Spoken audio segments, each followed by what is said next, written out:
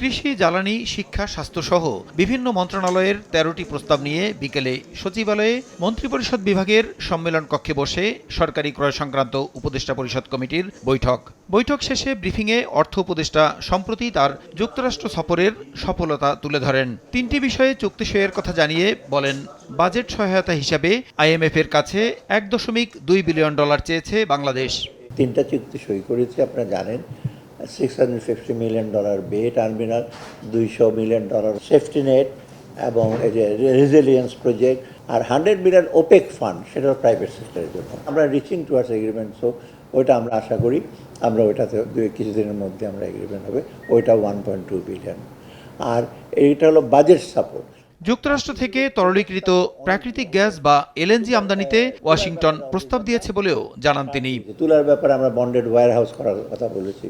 ওদের সাথে এনার্জি ডিভিশনের সাথে কথা হচ্ছে LNG আমরা আনতে পারি কিনা। ওরা they are interested electric goods, generator, এগুলো।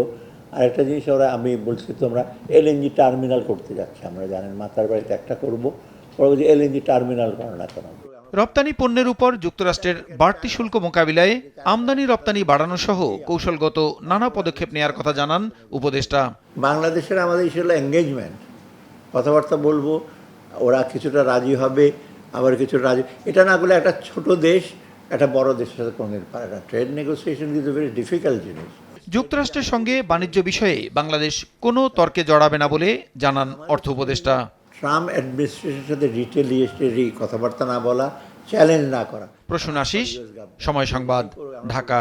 খারাপ করে এটা দেখেন, চায়না এফোর্ড করতে পারে যে চায়না